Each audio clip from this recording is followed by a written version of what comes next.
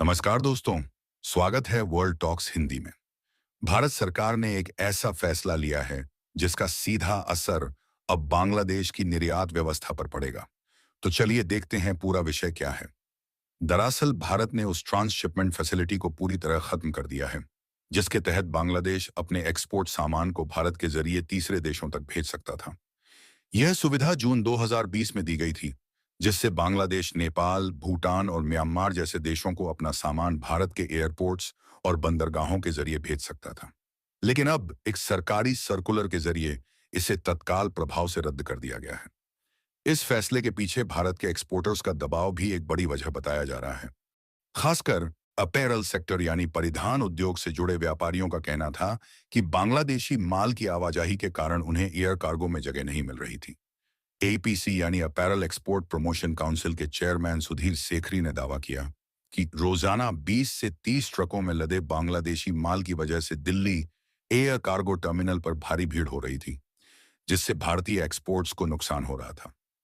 Federation of Indian export organisation के director general Ajay Sahay ने भी कहा कि अब भारतीय एक्सपोर्टर्स को ज्यादा एयर कैपेसिटी मिलेगी और ट्रांजिट में आने वाली रुकावटें कम होंगी।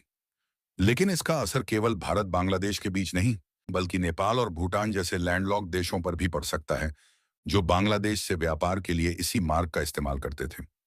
ग्लोबल ट्रेड रिसर्च इनिशिएटिव के फाउंडर अजय श्रीवास्तव का कहना है कि वर्ल्ड ट्रेड ऑर्गेनाइजेशन के नियमों के अनुसार किसी भी सदस्य देश को ऐसे ट्रांजिट को रोकना नहीं चाहिए, खासकर जब वो लैंडलॉक्ड देशों से जुड़ा हो।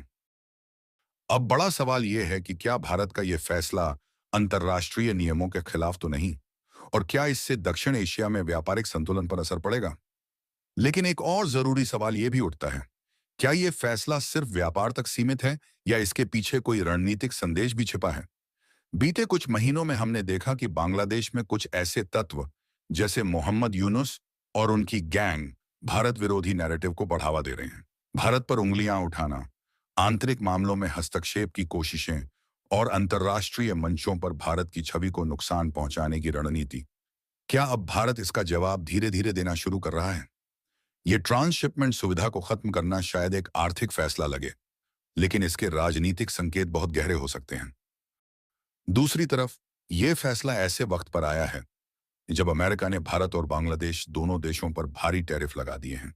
ऐसे में भारत ने एक तरह से घरेलू व्यापार हितों को प्राथमिकता दी है। निष्कर्ष के तौर पर कहा जा सकता है कि भारत के इस फैसले से एक तरफ भारतीय निर्यातकों को राहत मिलेगी, लेकिन दूसरी तरफ बांग्लादेश की लॉजिस्टिक व्यवस्था को बड़ा झटका लग सकता है। साथ ही इससे नेपाल और भूटान जैसे देशों के लिए भी नई मुश्किलें खड़ी हो सकती हैं। तो दोस्तों, इस पूरे मामले में आप क्या सोचते हैं? क्या भारत का यह फैसला सही है या इससे क्षेत्रीय व्यापार को नुकसान होगा?